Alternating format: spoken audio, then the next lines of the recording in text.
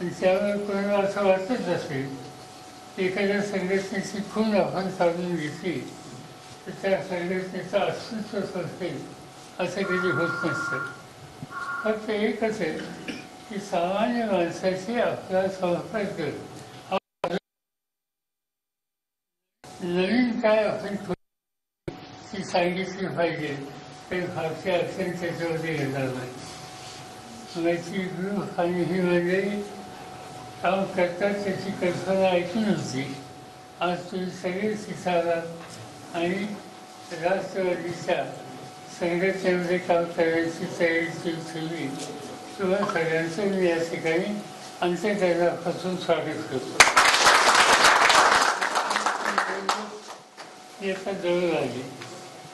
तुम्ही ज्या मतदारसंघात काम करतात त्या मतदारसंघामध्ये तुम्ही लोकांनी मला निवडून दिलं होतं आणि त्यामुळे तो मतदारसंघ मला चांगला ठाऊक आहे.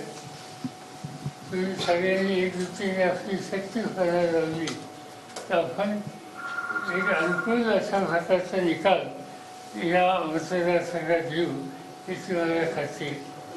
येत्या काही दिवसामध्ये कोण तिथे उमेदवार या संबंधीचे निकाल होतील आणि प्रत्यक्षपणानं कामाला सुरुवात ही मात्र आता थांबायची आवश्यकता नाही.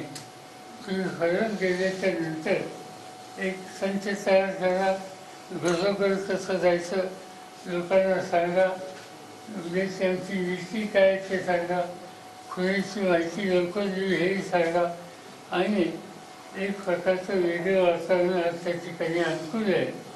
त्या लोकांना एक प्रकारचा विश्वास धीर हे देण्याचं काम तुम्ही करावं.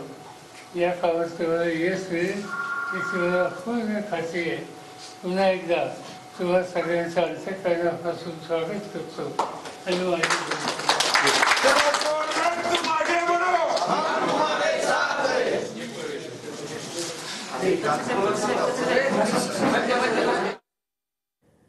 तर गोविंद बागेमधलं शरद पवार जे आहेत ते बोलत होते. गोविंद बागेमध्ये कार्यकर्त्यांच्या भेटीगाठी झालेल्या आहेत. मी 5 वेळा वेगवेगळ्या चिन्हावर निवडणूक लढवलेली आहे असं शरद पवारांनी यावेळेला म्हटलेलं आहे. त्यांच्या सभा दौरे जे आहेत ते सुरू झालेले आहेत. कार्यकर्त्यांनो लोकांमध्ये जा, आपल्याला यश मिळणार ही मला खात्री आहे असं शरद पवार यांनी म्हटलेलं आहे.